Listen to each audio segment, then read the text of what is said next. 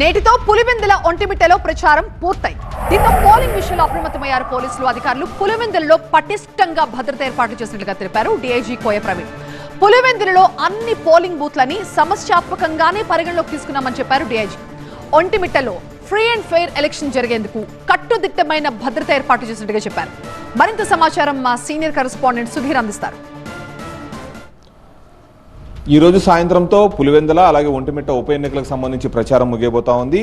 అయితే 12వ తారీఖు జరిగే పోలింగ్కు సంబంధించి పోలీస్ బందోబస్తు ఎలా ఉంది, ఏ విధమైన బందోబస్తు ఏర్పాట్లు చేశారని మనతో మాట్లాడటానికి కర్నూలు రేంజ్ డీఐజీ కోయ ప్రవీణ్ మనతో ఉన్నారు. సార్ చెప్పండి, ఎటువంటి పోలీస్ భద్రతా చర్యలు ఏర్పాటు చేశారు? రేపు 12వ తారీఖు జరగబోయే పోలింగ్కి సంబంధించి ఏ విధమైన చర్యలు తీసుకోబోతా ఉన్నారు?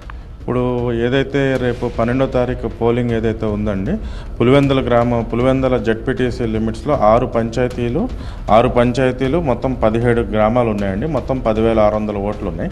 అలాగే ఒంటిమిట్టకు వచ్చేటప్పటికి మొత్తం 30 పంచాయతీలు అయితే గ్రామాలు అయితే కలిపి 30 దాకా ఉన్నాయి. అక్కడ 24,000 మంది ఓటర్లు ఉన్నారు.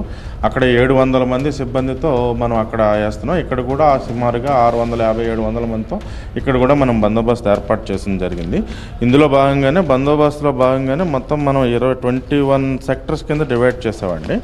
పోలింగ్ స్టేషన్ లోపలే ఉండే పోలింగ్ ఎక్కడైతే ఎలక్షన్ జరుగుద్దో అక్కడ, తర్వాత రెవెన్యూ వారు దీన్ని 3 రూట్ల కింద డివైడ్ చేశారు. దాని ప్రకారం అలా మొత్తం 21 సెక్టర్స్లో కూడా మొత్తం 650 మెంబర్స్తో మనం పులివెందులకు ఇచ్చాం. అంటే ఈ మెయిన్గా పులివెందులలో మనం జరిగిన ఘర్షణలు కానీ ఈ నేపథ్యంలో ఎంతమందిని బైండ్ ఓవర్ చేసుకున్నారు సార్? కేసులు ఏమైనా పెట్టారా? వాళ్ళని ఏమైనా అదుపులోకి తీసుకున్నారా? ఇదండి 2 కేసులు కౌంటర్ కేసులు అయినాయండి. ఒకళ్ళ మీద ఒకళ్ళు దాడి చేసుకుని, అదేవిధంగా సఫిషియెంట్గానే మనం 2 పార్టీలు చెందిన వాళ్ళని కూడా ఒక 150 నుంచి ఒక 150 మంది పైచలకు మొత్తం అందరినీ మనం బైండ్ ఓవర్ చేయడం జరిగింది.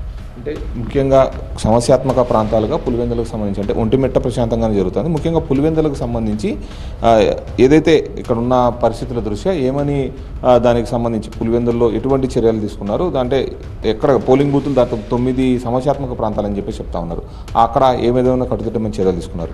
మొత్తం మనకి 9 పంచాయతీలు కూడా సమస్యాత్మకమైన ప్రాంతాలుగానే మనం డిక్లేర్ చేసామండి. సో ఇప్పుడు మనకి లొకేషన్ వైజ్ ఉంటాయి. పోలింగ్ స్టేషన్ లొకేషన్ మొత్తం మనకి 17 పోలింగ్ స్టేషన్స్ ఉన్నాయి. 17 పోలింగ్ స్టేషన్స్ 9 ప్రాంతాల్లో 9 కూడల్లో ఏర్పాటు చేసిన 17 పోలింగ్ స్టేషన్స్ ఉన్నాయి. సో 9 లొకేషన్స్లో కూడా మనం ఒక సిఐ స్థాయి అధికారితో మనం పెట్టాం. అలాగే ప్రతి రూట్ ఎస్కార్ట్ ఉంటారు. 3 రూట్లు కానీ అది ఇచ్చి అది అంటారు. అదే కాకుండా striking forces, special striking forces కానీ ఎక్కడికక్కడ పికెట్స్ కానీ అన్నీ కూడా పకడ్బందీగా ఏర్పాటు చేసి మనం ఫ్రీ అండ్ ఫెయిర్ ఎలక్షన్ జరగటానికి అన్ని విధమైన ఏర్పాట్లు చేయడం జరిగింది.